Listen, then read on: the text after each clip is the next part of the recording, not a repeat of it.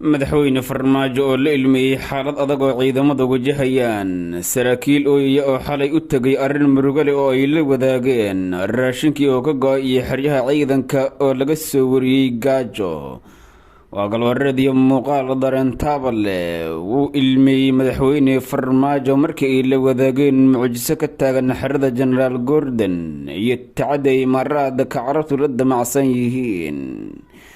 balse marka hore sheergareeya oo ku faafiya dunida mar walba ka tawar muuqaalka oo beejikeena galwareed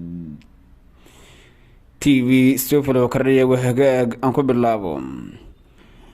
saraakiil ka tirsan ciidamada qalabka sida ayaa habeennimadii xalay u tegay madaxweyne maxamed cabdulaahi farmaajo wuu baroortay markuu arkay wejigooda diifta ka muuqata siday isu bedeleen iyo daryeel la-aanta ay ciidamada qalabka sida wajahayaan waxay la wadaageen xaalado adag oo murugo leh oo ku haysatay xeryaha ciidanka mushaararkoodii oo bishan aanay helin raashinkii oo ka go-ay iyo sidoo kale saanadii ciidan sida shidaalkii oo kale oo ay la-yihiin qaar ka mid a saraakiisha ayaa madaxweyne farmaajo la wadaagay xog ilmo ka keentay markay u sheegeen taasi oo la xiriirtay arrin ka taagan xerada jenaraal gordon ee magaalada muqdisho tacadiyo ayay halkaasi kasoo tabiyeen waana midda keentay in madaxweyne farmaajo uu ooyo iyadoo saraakiishii u tegana ay sheegeen inuu muujiyey niyad wanaag iyo dareen wadaninimo oo uu la damqday ciidamada waxaan idinla wadaagaynaa muuqaal laga dubay marka ay ciidamadu u tageen una sheegayeen xogtan iyo mucjisooyin waaweyn oo ka taagan xerada jenaraal gordon imaaraadka carabta ay sheegay inay xeradaasi ka wadaan waxyaabo aan ahayn wax soomaalinimada la xiriira islamarkaana ciidamada soomaaliyeed khatar ku noqon kara sargaal sare oo ka tirsan ciidamada oo madaxweyne farmaajo xogtan la wadaagaya ayaa u sheegay in xerada jenaraal gordon la siiyey imaaraadka carabta oo ay ka dhex wadaan qorshe ay ku aas-aasayaan koox fallaaga ah oo dowladnimada soomaaliya khatar ku ah isla markaana caqabad ku noqday habsami socodkii howlaha ciidamada qalabka sida ee gudaha madaxweyne farmaajo ayaa ciidamadan la wadaagay dareen isagoo oo ilmeynaya ayuu yiri waan ka xumahay dhibaatadaad wajahaysaan waxaa idiin keenay arrintan xildhibaanadiinii idinku matalayay baarlamaanka oo aan garowsan muhiimadda aad qarankan u leedihiin waxayna idiin dooreen dad aan ogeyn marxaladda ciidanku ku shaqaynayaan iyo xaaladda aada ku sugan tihiin waxaan rajaynayaa inaad ka bixin doontaan arrintan garabkiina ayaana taaganahay sargaal madaxweyne farmaajo la wadaagaya xogta xerada jenaraal gordon ayaa yidhi xasan sheekh maxamuud ciidamada imaaraadka carabta ayuu u soo saxiixay inay isticmaalaan xerada jenaraal gordon saraakiishii soomaalida ah ee goobta ku sugnaa ayuu sheegay in lagu amray in xerada isaga baxaan oo ay ka guuraan arrintaasi oo noqotay mid ay qaadan waayeen maadaama iyagoo ah muwaadiniin soomaaliyeed oo dalkooda difaacaya ay cuntami weyday in xeradii ay kusoo tababarteen ayna muddada ku noolaayeen lagu wargeliyay inay ka guuraan xaaladaha adag ee ciidamadu sheegeen inay wajahayaan waxaa ka mid ah in xeryihii ciidanka laga la-yahay wax dab lagu shito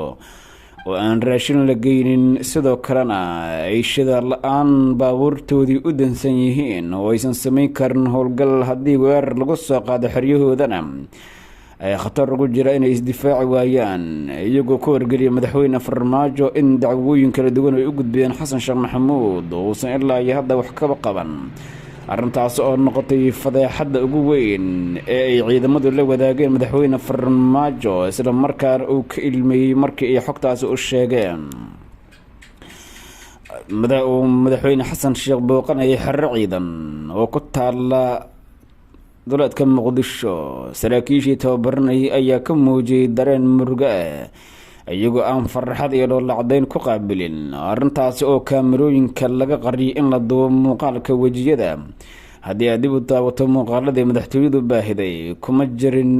muuqaalada laga duubay saraakiisha qaarkood iyaga oo aada u murugaysan ay kaamirooyinka warbaahinta caadiga ah soo qabteen halka madaxtooyaduna aysanba soo bandhigin wejiyada saraakiishan marka laga reebo muuqaalo shuutin ah oo kor looga qabtay kuwaasi oo aan si toosa dareenkooda looga dheehan karin xaaladda ay ku sugan yihiin. jenaraal odawaay yuusuf raage oo madasha ka hadlaya ayaa xasan sheekh maxamuud muujiyey in uusan wax awooda u lahayn inuu ciidamada qalabka sida gacanta ku hayo, ayna jiraan siyaasiyiin ku caanbaxay cunidda hantida shacabka iyo markaasi inay xaalufiyaan ciidamada qalabka sida hantidooda, isaga oo sheegay inay mushaarka ciidamada soomaaliyeed qandaraas u qaateen siyaasiyiin aada ugu dhow xasan sheekh maxamuud oo aan wax wejiga ka dhahayn ciidamadan. xasan sheekh maxamuud ayaa tababar soo xiriyay dufcadda afaraad ee leyli sargaal iyo dufcadda shanaad ee leyli saraakiil xigeen oo ka baxay dugsiga tababarka ciidamada soomaaliyeed ee Turkisom. xasan sheekh ayaa uga mahad celiyay dowladda Turkida hirgelinta dugsigan oo la dhisay sanadkii 2015. wuxuu sheegay in dowladda federaalka ay ka go-an tahay dib u dhiska qalabaynta iyo tayeynta ciidamada xoogga dalka si loo helo ciidan Soomaaliyeed oo si buuxda ula wareegi kara sugidda amniga qaranka. hirgelintii dugsigan waxa ay bilow u tahay in waqti dhow ay gaaraan in si buuxda gudaha dalka ay ugu tababaraan ciidan. wuxuu sheegay inuu hambaliyeynayo waalidiinta, walaalaha iyo qoysaska ka soo jeedaan saraakiishan iyo kuwii ka horreeyay ee halkaasi ka baxay intii uu madaxweyne Farmaajo joogay. xasan sheekh maxamuud ayaa ku soo bandhigay khudbadda uu jeediyey saraakiisha iyo saraakiil xigeenada ahmiyadda uu siinayo, laakiin odawaay yuusuf raage ayaa isna dhankiisa jeediyey khudbad aanay ka muuqan firfircooni iyo niyad samaan maadaama uu ogyahay xaaladaha xasan sheekh maxamuud uu ku sugan iyo mid ay ciidamada wajahayaan. waxaa goobjoog ka ahaa munaasabadda safiirka dalka Turkiga Maxamed Yilmaz, gudoomiyaha gobolka Banaadir Cumar Filish, wasiirka gaashaandhigga Soomaaliya, taliyaha ciidanka xoogga dalka, taliyaha booliiska Soomaaliya Xijaar iyo saraakiil kale oo ka tirsan ciidamada qalabka sida.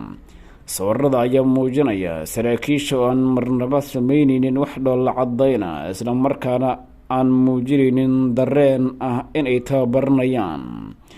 haddii aad si wacan u dhigato muuqaalada laga soo qabtay goobta oo xasan sheekh maxamuud ciidamada narjooyinka ku siinayo,